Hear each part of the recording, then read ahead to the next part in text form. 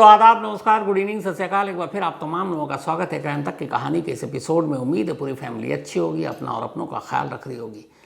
कल की कहानी में आपको बताया था कि कैसे उस सफाई कर्मचारी के दावे, उसके मजिस्ट्रेट के सामने दिए गए बयान और पुलिस को दी गई कंप्लेंट के बाद एक एसआईटी बनी और एसआईटी ने 15 ऐसी जगहों की निशानदेही की जो इस सफाई कर्मचारी या कंप्लेनेंट, शिकायतकर्ता कहें इसे या गवाह कहें, उसने बताई थी कि इन 15 जगहों पर उसने तमाम लाशें दफनाई थी। तो उसकी बाकायदा मार्किंग की गई, साइट नंबर 1, 2, 3, 4, 5, 6, 8, 9, 10, 11 इस तरीके से। अब कल से ही खुदाई शुरू हो गई थी। चूँकि धर्मस्थला के अंदर नेत्रावती नदी के पास, रिजर्व फॉरेस्ट के पास का इलाका है, लगातार रुक रुक कर बारिश हो रही है, तो सर्च ऑपरेशन थोड़ा मुश्किल है, लेकिन कल से ही काम शुरू हो गया। कल पहली खुदाई हुई थी साइट नंबर 1 की, और आज इस वक्त जब मैं आपको ये कहानी सुना रहा हूँ, थोड़ी देर पहले आज दूसरे दिन का सर्च ऑपरेशन या खुदाई का काम पूरा हुआ। आज 4 साइट की और खुदाई हुई।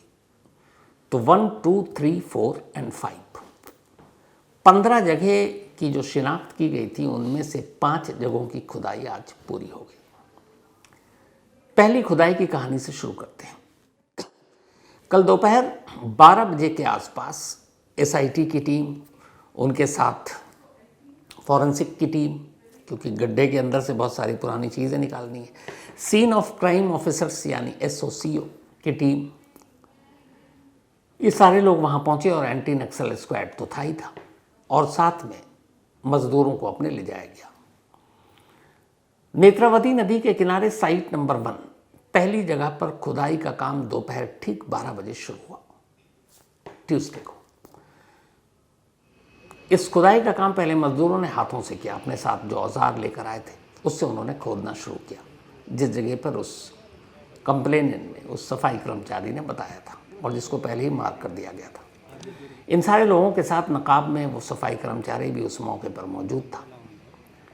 इसके बाद गड्ढा खोदना शुरू हुआ। थोड़ी देर के बाद लगभग 3 फीट गहरा गड्ढा खुद चुका था, 3 फीट। अब 3 फीट गड्ढा हाथ से खुद रहा था। अचानक 3 फीट के बाद जमीन से पानी निकल आया। अब वो गड्ढा पानी से भर गया। अब उसकी वजह ये थी कि ये जो पहली साइट थी जहां पर ये निशानदेही कर इसको खोदा जा रहा था, उस जगह से नेत्रावती नदी का किनारा मुश्किल से 8 फीट की दूरी पर था, 8 मीटर। तो अब 8 से 10 मीटर की दूरी पर नेत्रावती नदी और उसके बराबर में ये गड्ढा, तो जाहिर सी बात है कि कम गहराई में भी पानी निकल आएगा। तो अब 3 फीट के बाद ही पहली खुदाई में पानी निकल आए। अब जैसे ही पानी निकला तो खुदाई का काम रोकना पड़ा, क्योंकि उसके बाद अब कैसे आप खुदाई करेंगे मैनुअली।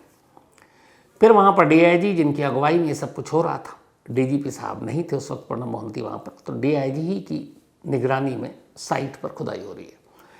तो खुदाई का काम रोका गया। इसके बाद ये हुआ कि भाई आगे का काम तो मैनुअली हो नहीं सकता। खैर, इंतज़ाम पहले से था, अर्थ मूवर यानी मशीन के ज़रिए खुदाई, अर्थ मूवर को बुलाया गया, करीब लाया गया, और अब इस दौरान में 1-2 घंटा ये खुदाई का काम रुक गया था, जो 12 बजे शुरू हुआ। अब अर्थ मूवर को लाया गया, उसके बाद खुदाई शुरू हुई। बीच बीच में बारिश हो रही है, उसमें से पहले गड्ढे से पानी निकाला गया, और फिर अर्थ मूवर के ज़रिए अब और खुदाई। लगातार वो गवाह वहीं पर खड़ा रहा, पूरी टीम, खुदाई चल रही है, सबकी सांसें ऊपर नीचे हो रही है। पता नहीं कितनी गहरी खुदाई के बाद कौन सी लाशें, कौन सा कंकाल, कौन से सबूत बाहर आ जाए। अब मशीन से खुदाई शुरू हो रही है, धीरे धीरे गहराई बढ़ती जा रही है। 3 फीट में रुका था मशीन के बाद सीधे 6, 8, 10 फीट गहरा गड्ढा खुद चुका है। अब वहाँ पर हो ये रहा कि उस गवाह से पूछा जा रहा है कि बताओ कितना नीचे लाश को तुमने दफनाया। वो कहता रहा है, और फिर पूछा ये भी जा रहा कि और खुदाई करें। वो कहता, फिर और खुदाई होती।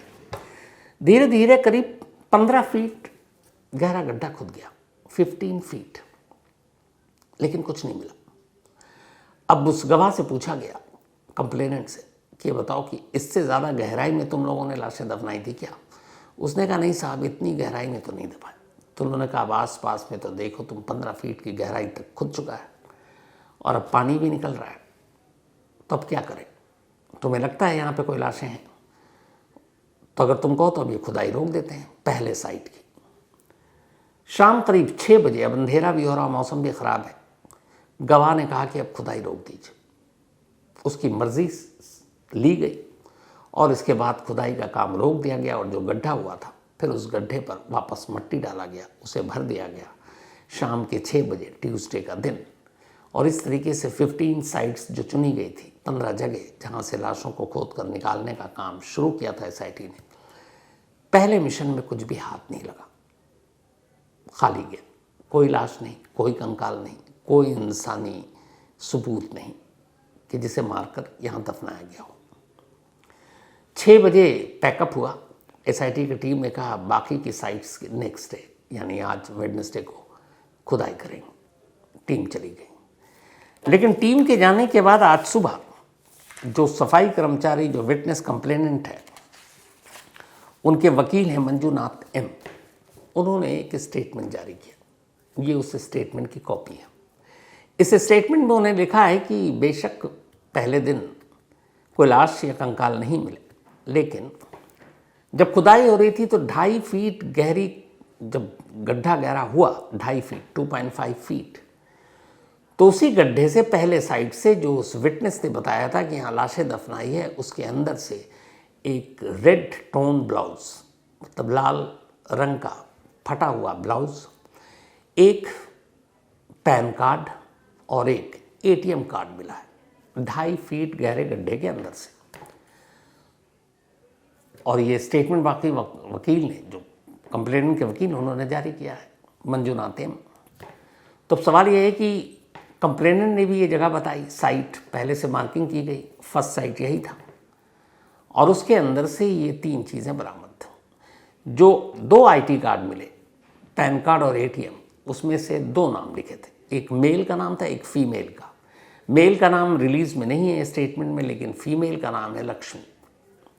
अब इत्तेफाक से एक लक्ष्मी वो थी जिसने कभी अपनी जान दी थी, लेकिन और भी कुछ लक्ष्मी थी, कौन थी फिलहाल इसकी जानकारी नहीं है। और ब्लाउज का मिलना, तो वकील का कहना है कि ये चीज़ें, इनकी अगर जांच की जाएगी तो क्या पता क्या कहानी सामने आए। तो खैर, हालांकि इस पर एसआईटी ने अभी कोई सफाई नहीं दी है, न कुछ स्टेटमेंट दिया है कि ये जो क्लेम कर रहे हैं 2.5 फीट गहराई में लाल रंग के ब्लाउज का टुकड़ा, एक एटीएम और एक पैन कार्ड मिला है, उसके बारे में कुछ नहीं कहा, लेकिन वकील ने बाकायदा स्टेटमेंट जारी कर दिया। खैर, पहले दिन की खुदाई पूरी हुई। उसके बाद अब दूसरा दिन आया, वेंसडे, यानी आज का दिन 30 जुलाई। एसआईटी की टीम तमाम लाओ लश्कर के साथ, वही फॉरेंसिक टीम, वही एंटी नक्सल स्क्वाड, इसके अलावा Karnataka state reserve police force और मज़दूरों को लेकर अब साइट 2 पर पहुंची। साइट 2 की खुदाई शुरू हुई आज सुबह। खुदाई शुरू हुई, गवाह आज भी साथ में, उससे पूछा जा रहा है और कितना वो बताता जा रहा है। साइट 2 में भी करीब 10 फीट से ऊपर, मतलब गहरा गड्ढा खोद लिया गया। फिर उससे पूछा गया और भी गहराई में जाना है, उसने कहा नहीं, साइट 2 से कुछ नहीं मिला। साइट 2 गड्ढे को बंद।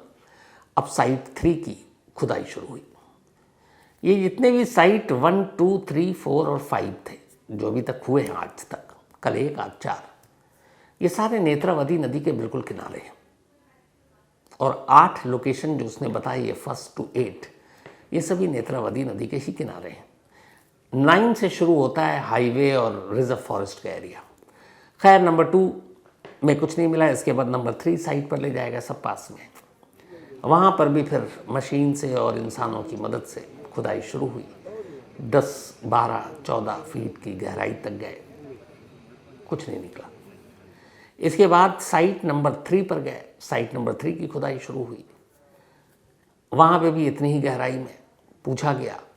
फिर लास्ट में कंप्लेनेंट से उसने अपनी रजामंदी दी कि ठीक है, अब और गहराई में जाने की ज़रूरत नहीं है। उस गड्ढे के भी काम बंद कर दिया गया। इसी तरीके से 4 की भी खुदाई शुरू हुई। गहराई में जाने में वहाँ पे भी कुछ नहीं मिला। फिर 5 की हुई। शाम के अंधेरा होते होते कल और आज मिलाकर 5 साइट 15 में से, आउट ऑफ 15, 5 साइट्स की खुदाई पूरी हो गई। लेकिन लाशों का इंतज़ार अब भी इंतज़ार ही रह गया, कोई लाश नहीं मिली। अब बाकी बचे 10, 3 अभी भी नेत्रावती नदी के किनारे हैं, इसके बाद बचेंगे 7। वो 7 हाईवे और जंगल के पास है और एक मेन रोड के पास है। कल एसआईटी ने कहा कि वो बाकी की खुदाई का काम करेंगे, इसके बाद परसों करेंगे। और जिस तेज़ी से एसआईटी खुदाई कर रही है, मुझे लगता है कि अगले 2, 3 या 4 दिनों के अंदर 15 के 15 साइट्स की खुदाई का काम पूरा हो जाएगा। हालांकि जंगल के अंदर थोड़ा मुश्किल आएगा, खुद एसआईटी का कहना है, लेकिन 3 से 4 दिनों में हो जाएगा। तो पहले 2 दिन में तो हाथ कुछ आया नहीं। अब नहीं आया तो क्या इसका मतलब है ये गवाह झूठ बोल रहा है, या फिर ये है कि यहाँ से लाशें पहले ही निकाल दी गई, या फिर ये है कि इसी नेत्रावती नदी में कम से कम 8-10 साल पहले शायद बाढ़ आई थी और बाढ़ की वजह से आसपास का पूरा इलाका डूब गया था। तो क्या उस बाढ़ की वजह से भी वो सबूत, वो लाशें सब गायब हो गई? और फिर 95 से ये काम कर रहा है, 98 से इसने लाशें देखनी शुरू की। तो 98 से अगर देखनी शुरू की तो 25 और 2 27 साल बाद क्या लाशों का कोई सबूत इस मतलब नर्म मुलायम जिसके इर्द गिर्द पानी है और नेत्रावती नदी है तो मिल पाएगा? कहना मुश्किल है। लेकिन अभी भी 10 साइट्स बाकी हैं और उन 10 साइट्स की खुदाई अब कल से शुरू फिर से होगी। 5 में तो कुछ मिला नहीं, तो 10 का क्या होगा पता नहीं। अब इसके अलावा जो इस कंप्लेनेंट के वकील हैं, पहली रिलीज तो उन्होंने बयान जारी किया कि पहली साइट से लाल ब्लाउज और पैन और दूसरा एटीएम कार्ड मिला था। दूसरी रिलीज में उन्होंने जो जारी की, उनकी दूसरी रिलीज है मंजूनाथ एन वकील। उन्होंने लिखा है कि जिन 5 साइट पर आज खुदाई हुई और जो बाकी के 10 बचे हैं, 15 साइट की शिनाख्त की है इस कंप्लेनेंट ने, यानी कि सफाई कर्मचारी ने। उसने हर साइट्स के बारे में ये भी बताया कि इन साइट्स के या इन जगहों पर उसके नीचे कितनी लाशें दफन हैं या उसने दफनाई है। बाकायदा लिस्ट जारी की गई है। 15 जगह इसने बताई थी। तो जो लिस्ट जारी की गई है उसमें है कि साइट नंबर 1 जिसकी कल खुदाई की गई, जिसमें से कुछ नहीं मिला, लेकिन क्लेम ये है कि ब्लाउज और पैन कार्ड और एटीएम मिला था। उनका कहना है कि इस कंप्लेनेंट ने यह दावा किया था कि इस पहले साइट के नीचे उसने 2 लाशें दफनाई हैं। 2, साइट 1 जो कल हो गया, कुछ नहीं मिला। साइट 2, 3, 4 और 5 जहां आज खुदाई हुई, जहां से आज कुछ नहीं मिला, लेकिन इस कंप्लेनेंट के दावे के हिसाब से साइट नंबर 2 पर इसने 2 लाशें दफनाई थी। साइट नंबर 3 पर भी इसने 2 लाशें दफनाई। साइट नंबर 4 और 5 में इसने 6 लाशें दफनाई। यानी साइट 1 पर 2 लाशें, 2 पर 2 लाशें, साइट नंबर 3 पर 2 लाशें, साइट नंबर 4 और 5 पर 6 लाशें। साइट नंबर 6, 7 और 8 जिसकी खुदाई शायद कल होगी, तो उसका कहना है कि साइट नंबर 6, 7 और 8 में कुल 8 लाशें इसने दफनाई है। मतलब इन 3 साइट्स जगहों पर 8 लाशें दफनाई है। इसके अलावा साइट नंबर 9 में 6 से 7 लाशें इसने दफनाने का दावा किया। Site number 9। साइट नंबर 10 पर इसके हिसाब से इसने 3 लाशें दफनाई हैं। साइट नंबर 11 पर इसके हिसाब से इसने 9 लाशें दफनाई हैं। साइट नंबर 12 पर इसने कहा है कि 4 से 5 लाशें दफनाई हैं। और इसका कहना है कि साइट नंबर 13 में सबसे ज़्यादा लाशें इसने दफनाई हैं, जिसकी गिनती भी नहीं बताया। साइट नंबर 13, 14, 15 का इसमें जिक्र नहीं है। तो साइट नंबर 13 में सबसे ज़्यादा लाशें। तो ये तो वो रिलीज़ है जिसके हिसाब से कहा गया। अब इसी बीच में एक और चीज़, एसआईटी जो इस काम में लगी हुई है, हमारे वहाँ पे रिपोर्टर हैं सगय राज और हमारे शिव मूर्ति कैमरामैन। तो एसआईटी की टीम में से एक टीम के मेंबर से बात की और उनसे पूछा कि ये क्या है, क्या वाकई 15 साइट से कुछ निकलेगा ऑफ द रिकॉर्ड। तो एक बड़ी अजीब बात उन्होंने कही।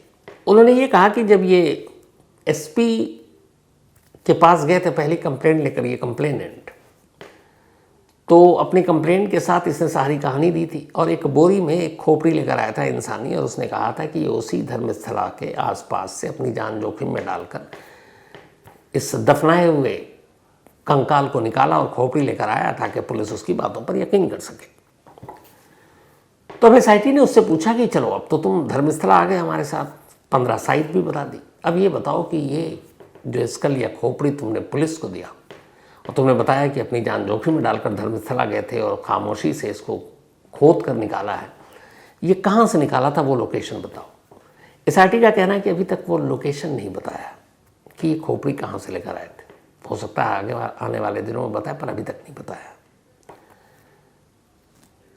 तो ये केस अभी कहीं भी जा सकता है और कुछ भी हो सकता है, लेकिन सच्चाई है कि पहले 5 साइट में अभी तक के हिसाब से कुछ नहीं मिला, लेकिन वकील के हिसाब से कुछ चीज़ें मिली है जो सवालिया निशान खड़ा कर रहे हैं। अब इसी बीच में एक और खबर आ गई। अब ये अजीब भी है और इसको दूसरे तरीके से भी आप कैसे लें। इस पूरी एसआईटी टीम के चीफ जो बनाए गए थे वो थे DGP internal security Pranab Mohanty, एक सुलझे हुए समझदार और कहते हैं ईमानदार अफसर हैं, तेज तर्रार अफसर हैं, और इन्हीं की अगुवाई में 20 पुलिस अफसरों की टीम बनाई गई। अभी लास्ट सैटरडे को, लास्ट सैटरडे को, लेकिन आज ही एक ऑर्डर आया सेंट्रल गवर्नमेंट की तरफ से, और ऑर्डर ये है कि प्रणब मोहंती को अब आप कर्नाटक स्टेट से फ्री कर दें, क्योंकि वो सेंटर की ड्यूटी निभाएंगे, मतलब सेंट्रल गवर्नमेंट के अंडर में उनकी पोस्टिंग होगी। इसमें कोई अजीब बात भी नहीं है। जो डीजीपी रैंक के आईपीएस होते हैं उनका एक ख़ास टेन्योर होता है और उसके बाद उनको इधर उधर डिपुटेशन भी भेजा जाता है, फिर सेंट्रल गवर्नमेंट भी लेती है, सपोज सीबीआई में या कहीं और ऐसी जगह पे पोस्टिंग मिल जाती है। अब जो अभी लिस्ट जारी हुई है कि जिनको सेंट्रल गवर्नमेंट और सेंटर की ड्यूटी में अब लगाया जाना है, उनमें प्रणब मोहंती का भी नाम। अब यहाँ बड़ी अजीब बात है कि बड़ी हो हल्ला के बाद कर्नाटक सरकार ने एक एसआईटी का गठन किया, बड़ी सोच समझकर, फिर डीजीपी के तौर पर जो इसको लीड करेंगे प्रणब मोहंती का नाम तय किया। उन्होंने इंक्वायरी शुरू कर दी और अब अचानक सेंट्रल गवर्नमेंट का ये फैसला कि उनको यहाँ से हटाकर सेंटर में भेजो, तो इसका क्या मतलब है। हालांकि कर्नाटक सरकार ने ये कहा है, वहाँ के होम मिनिस्टर ने, कि हम इस बात की कोशिश कर रहे हैं कि क्या डीजीपी मोहंती सेंटर में ज्वाइन भी कर लें, लेकिन जब तक ये इंक्वायरी पूरी नहीं होती उनको यहाँ रहने दिया जाए, इस एसआईटी के चीफ के तौर पर भी वो काम करते रहे। अब ये फैसला सेंट्रल गवर्नमेंट को लेना है, लेकिन अचानक बीच इन्वेस्टिगेशन से एक एसआईटी चीफ का इस तरीके से कर्नाटक से निकालकर सेंटर भेजना बहुत सारे लोगों के मन में एक दूसरा सवाल भी पैदा कर रहा है। अब सच्चाई क्या है पता नहीं, लेकिन जो भी सच्चाई देखिए सामने आई, अभी सिर्फ 10 साइट बाकी है, 5 की खुदाई हुई है, 5 में तो कुछ नतीजा उस हिसाब से नहीं आया जिस हिसाब से वो सफाई कर्मचारी दावा कर रहा है। बट आने वाले 2-4 दिनों में क्या होगा लगातार आपको अपडेट देता रहूँगा। तो कहानी में तो इतना ही, लेकिन कहानी ख़त्म करूँ उससे पहले वही अपना सिलसिला। आज समृद्धा ब्राई, इनका बर्थडे है, तो हैप्पी बर्थडे समृद्धा जी। और ये शिवानी ब्राई जी ने भेजा, उनके हस्बैंड है समृद्धा साहब। एंड समृद्धा साहब हैप्पी बर्थडे के साथ साथ चीयर्स।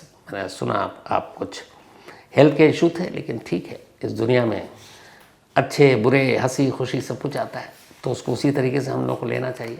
एंड दुआ यही है आप जल्द से जल्द बिल्कुल फिट हों और अच्छे रहें हमेशा, और कभी मौका मिला तो आपसे मुलाकात भी होगी। तो एंजॉय योर डे समृद्धा ब्राई साहब, एंड हैप्पी बर्थडे। साथ ही परिधि वर्मा का भी आज बर्थडे है, तो हैप्पी बर्थडे परिधि। और ये भेजा आदित्य नारायण शुक्ला जी ने। इसके अलावा विद्या रानी डोंडे, इनका भी आज बर्थडे है, तो हैप्पी बर्थडे विद्या रानी जी। और ये भेजा है विजय मीना एंड महक ने। साथ ही प्रिंस सोनी, इनका भी बर्थडे है, तो हैप्पी बर्थडे प्रिंस। और ये भेजा अभय सोनी ने है। इसके अलावा जसप्रीत एंड अमित चीमा, इन दोनों की एनिवर्सरी है आज, तो जसप्रीत जी एंड अमृत जी आप दोनों को बहुत बहुत बधाई, हैप्पी एनिवर्सरी।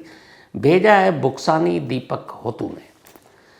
अभिषेक मगोत्रा JNK से हैं, जम्मू एंड कश्मीर से। थैंक यू सो मच अभिषेक भाई, आपके मेल के लिए, आपके इस प्यार के लिए। और हर्षित वर्मा, माफ़ी चाहता हूँ हर्षित भाई, बहुत दिनों से आपने मेल लिखा, कई बार लिखा, मैं आपके सवाल का जवाब नहीं दे पाया।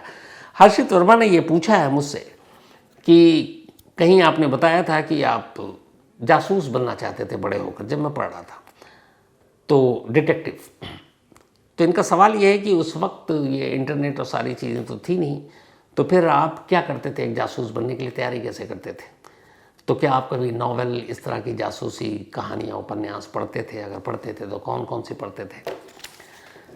तो हर्षित वर्मा भाई, ये सच है कि जासूस बनना चाहता था, और बनने के पीछे ही वजह जासूसी नावल, क्योंकि जासूसी नावल जब मेरे मामा थे वो पढ़ा करते थे, तो उनसे ही मुझे लत लगी, और मैं सिलेबस की किताब में जासूसी नावल को डालकर, और घर वाले लगता था कि पढ़ाई कर रहा हूँ, मैं नावल पढ़ा करता था।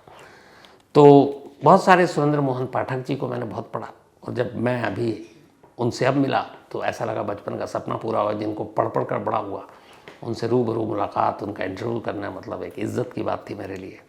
कर्नल रंजीत को बहुत पढ़ा, वेद प्रकाश शर्मा जी को बहुत पढ़ा, जेम्स हेडली की बहुत सारी वो पढ़ी नॉवेल।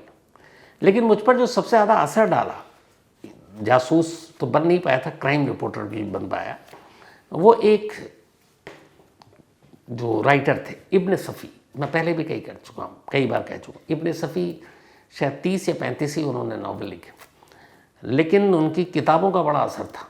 वो जिस तरीके से सारे केसेस होते थे, सुलझाते थे, उनका मेन जो लीड कैरेक्टर था हीरो उसमें इमरान, कर्नल फरीदी, तो उन कैरेक्टर को मुझे लगता था कि मैं हूँ जब पढ़ता था, और मेरे दिमाग में हमेशा ये बंद करके आंखें सोचता था कि मैं ये मेन कैरेक्टर हूँ, इमरान या कर्नल फरीदी, और मैं इन सारे केसेस को सुलझा रहा हूँ। तो बड़ा खुश होता था आंख बंद करके सपना देखकर। लेकिन यही वो कैरेक्टर थे और यही वो नॉवेल जिसकी वजह से शायद मुझे एक रास्ता मिला, और क्राइम रिपोर्टर बनाने में बहुत बड़ा रोल है वो इब्न सफ़ी साहब के इस तमाम नॉवेल का ही रहा है। तो उम्मीद है आपके सवालों का जवाब मिल गया होगा। तो कहानी में आज इतना ही है। अब आपसे मुलाकात होगी कल रात 9 बजे किसी नई कहानी के साथ। तब तक अपना और अपनों का ख्याल रखिएगा। Thank you very much.